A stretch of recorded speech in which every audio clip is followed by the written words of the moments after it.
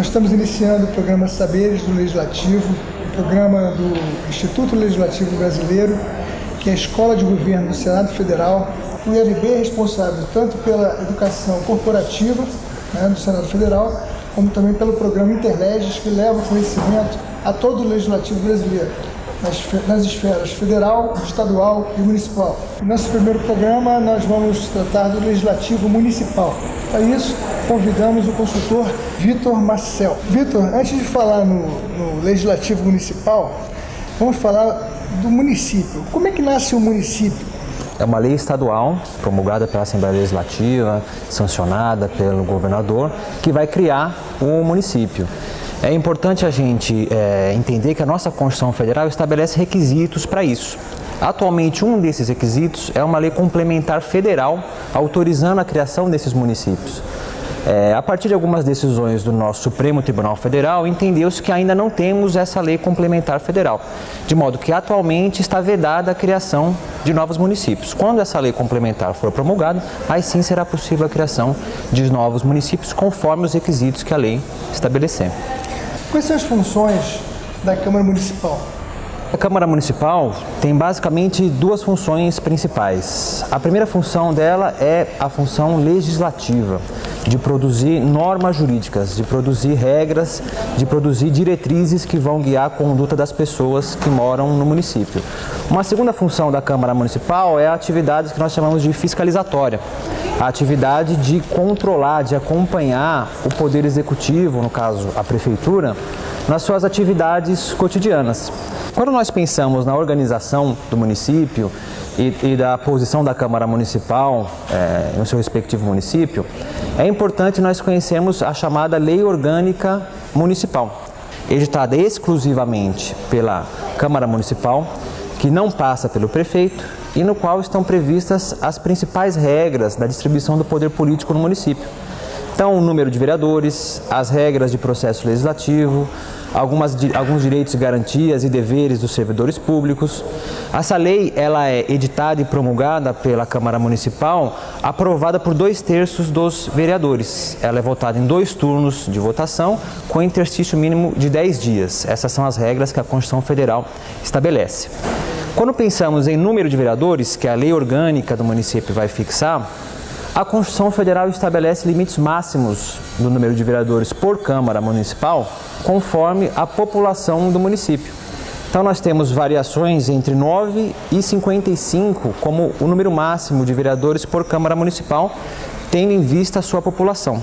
Quando pensamos na Câmara Municipal, de como ela funciona, como é que são os seus trabalhos no dia a dia, temos que pensar basicamente em 3 órgãos importantes da Câmara Municipal que vão dirigir os seus trabalhos. Nós temos o plenário, que é basicamente o conjunto de todos os vereadores, é a instância máxima de deliberação da Câmara Municipal, onde as principais matérias, as principais questões vão ser decididas pela Câmara Municipal. Nós temos a chamada mesa.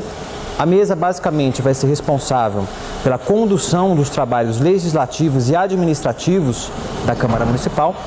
Ela vai ser composta por vereadores eleitos pelos seus pares, eleitos pelos próprios vereadores para fazer a condução desses trabalhos. E, em terceiro lugar, nós temos as comissões. As comissões são órgãos também colegiados, compostos pelos vereadores, e cada uma das comissões vai tratar de temas específicos, como Constituição e Justiça, Saúde, Educação, Segurança Pública e assim por diante. As comissões vão analisar os projetos da sua área respectiva, vão exercer as atividades de fiscalização também nas suas áreas, de modo que boa parte da vida da Câmara Municipal acontece dentro das comissões. E quanto aos deveres e funções dos vereadores? Nós podemos dizer que o vereador ele atua dentro de um órgão colegiado. O Poder Legislativo Municipal ele foi concebido já na nossa tradição constitucional como órgão colegiado. O vereador não é uma autoridade municipal que age de modo isolado, muito pelo contrário. Ele sempre tem que agir conjuntamente com os seus pares. É claro que o vereador tem algumas prerrogativas que ele pode exercer individualmente, apresentar projetos, apresentar requerimentos, mas a Câmara Municipal, enquanto poder legislativo, sempre age de modo colegiado. Algumas prerrogativas são importantes na execução, no exercício do mandato do vereador. Nós devemos destacar, por exemplo, a prerrogativa da chamada imunidade material, dentro do município. O vereador ele não pode ser responsabilizado pela sua manifestação de opinião, pelas suas palavras, dentro do município no qual ele é vereador. Essa é uma proteção que a Constituição Federal trouxe para que ele possa exercer sem receios o seu mandato, sem receio do prefeito, sem receio do Poder Judiciário, sem receio da polícia, de nenhuma outra autoridade. Outra prerrogativa importante é a possibilidade dos vereadores solicitarem informações ao Poder Público Municipal. Os vereadores eles podem apresentar requerimentos solicitando que secretários apresentem informações, secretários compareçam à Câmara Municipal para prestar esclarecimentos. Eu faço só uma ressalva que a Constituição Federal, de modo obrigatório, também impõe algumas limitações ao exercício do mandato, algumas coisas que os vereadores não podem fazer. Por exemplo, os vereadores não podem ocupar cargos no Executivo, na Prefeitura, por exemplo, exceto o cargo de secretário municipal. Outra coisa que os vereadores não podem fazer, os vereadores não podem simplesmente ter contratos com o Poder Público Municipal. A ideia é que o Poder Público Municipal, especialmente as atividades do Poder Executivo, sejam exercidas de modo independente da Câmara. Uma última limitação que é importante conhecermos é a respeito do subsídio dos vereadores, a remuneração dos vereadores. A Constituição estabelece que eles vão ser remunerados por algo chamado subsídio. É uma parcela única no qual a Constituição veda gratificações, outros adicionais. É um valor cheio que a própria Câmara Municipal vai definir como remuneração dos vereadores. Uma regra importante que a Constituição estabelece a esse ponto é que, no período de uma legislatura, pode ser feito o aumento da remuneração dos vereadores, mas a produção de efeitos a esse respeito só vai ocorrer na próxima legislatura. Uma legislatura dispõe, regulamenta os subsídios e vencimentos da legislatura posterior. Você poderia detalhar um pouco mais a atividade da Câmara Legislativa Municipal? Olha, a atividade legislativa da Câmara ela é exercida pelo ato normativo por excelência, vamos dizer assim, a lei em sentido formal, a lei como ato que resulta da atividade do Poder Legislativo. A nossa Constituição Federal ela estabelece algumas competências legislativas para o município. Isso está lá no artigo 30 da nossa Constituição. Embora exista certa divergência doutrinária e nos tribunais a esse respeito, nós podemos citar aqui alguns exemplos de matérias que são competências dos municípios. Nós podemos citar serviços públicos municipais, como transporte intermunicipal. Nós podemos citar o serviço de saneamento básico, coleta de lixo, tratamento de resíduos, servidores públicos municipais, a proteção ao patrimônio histórico urbanístico municipal. Podemos citar a possibilidade do município determinar como é que vai ser a ocupação do solo urbano, altura de prédio, requisitos para construções. E quanto à questão orçamentária, né? Como é que são tratadas as leis orçamentárias municipais no âmbito do processo legislativo? Nós temos basicamente 3 leis importantes no plano municipal, assim como no plano estadual e federal, que tratam do orçamento público. Nós temos, em primeiro lugar, o chamado Plano Plurianual. É uma lei ordinária, com duração de 4 anos, em que os grandes programas, os grandes projetos do município vão estar previstos. É uma lei muito importante porque ela dá previsibilidade para a execução orçamentária. As despesas que vão durar mais de ano vão ter que ser previstas no Plano Plurianual. Em segundo lugar, nós temos uma outra lei chamada Lei de Diretrizes Orçamentárias. É uma lei municipal com duração de 1 ano, em que vão estar previstas a previsão de receita e de despesa do município.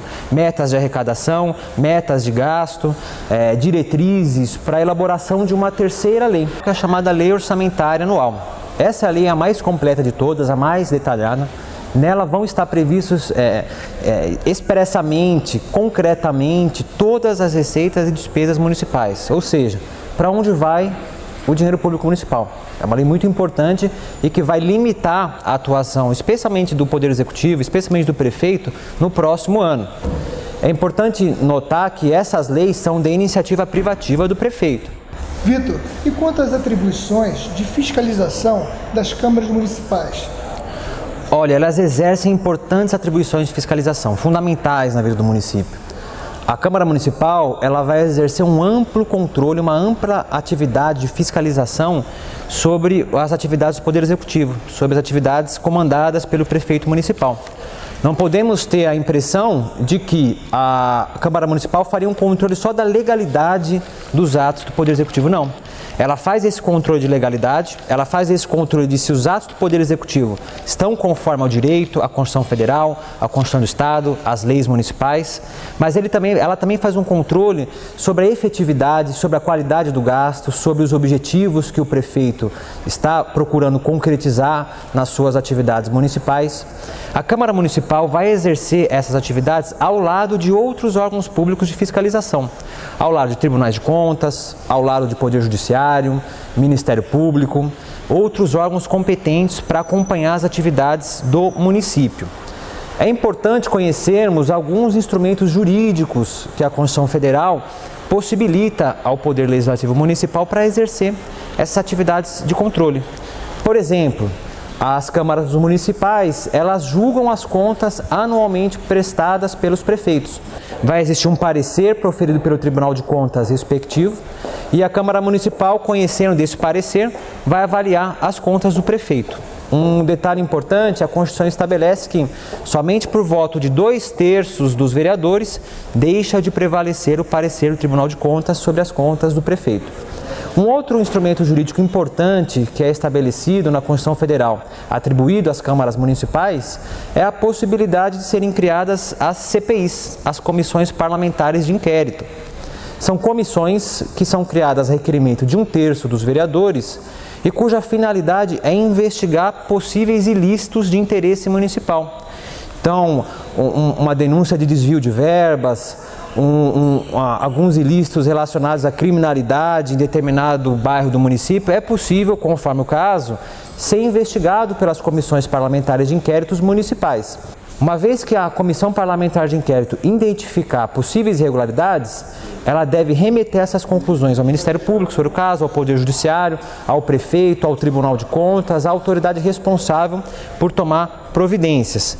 É possível que a mesa, o plenário da Câmara convoque, as comissões convoquem os secretários municipais para prestar esclarecimentos das pastas respectivas. Já há um entendimento nos tribunais de que não é possível convocar o prefeito. Então, o prefeito não pode ser convocado, em razão do princípio da separação de poderes, na Câmara Municipal. Mas os secretários, eles podem sim. Uma última atribuição fiscalizatória importante da Câmara é o julgamento dos crimes de responsabilidade. Os crimes de responsabilidade não são infrações penais, não são crimes do direito penal. São infrações político-administrativas que podem gerar perda de cargo em razão do seu cometimento pelo prefeito. A Câmara que vai julgar esse processo. Então, é uma importante atribuição que, dependendo da gravidade do caso, pode até, no limite, dependendo do ilícito, ensejar a perda do cargo pelo prefeito por esse processo de impeachment. No caso do cidadão, como é que está a participação deste cidadão no processo legislativo da Câmara Municipal? Essa é uma pergunta fundamental, Paulo. É necessário que cada vez mais o cidadão participe das atividades do poder público no município, seja na prefeitura, seja na Câmara Municipal, inclusive nos estados e na União. Existem alguns principais instrumentos destinados a possibilitar essa participação. A apresentação de projetos de lei municipal pelo eleitorado municipal, por 5% do eleitorado municipal, mas a participação vai muito além disso. Existe a possibilidade de o cidadão individualmente apresentar sugestões aos vereadores. Sugestões legislativas. Sugestões legislativas, de projetos de lei ou até mesmo de procedimentos fiscalizatórios do município. O cidadão tem esse direito de se dirigir ao seu vereador, se dirigir à Câmara Municipal e solicitar, sugerir a adoção de determinadas providências. Também é relativamente comum que as câmaras façam as chamadas audiências públicas. Quando vai se debater um projeto de lei importante, uma questão complexa, é comum que as câmaras convoquem os cidadãos com especialidade, com conhecimento de causa, para poder dar sua opinião, para poder ajudar nos trabalhos legislativos. Também temos uma nova lei, a chamada Lei de Acesso à Informação, a Lei 12.527 de 2011, lei que possibilita ao cidadão exigir informações do poder público. Tem prazo de resposta? Tem prazo de 20 dias, prorrogável por mais 10, dependendo do caso. Uma última alternativa de participação do cidadão na condução da vida pública municipal que eu destaco são as chamadas conferências públicas municipais e o orçamento participativo.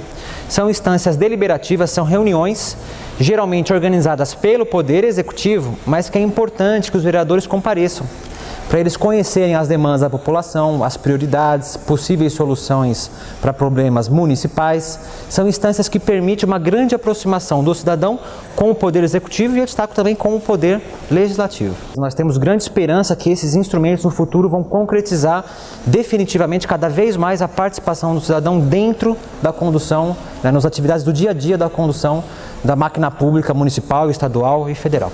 Vitor, muito obrigado pela tua participação no nosso programa. É um prazer enorme ter você aqui com a gente. É um prazer enorme ter vocês conosco. Até o próximo programa.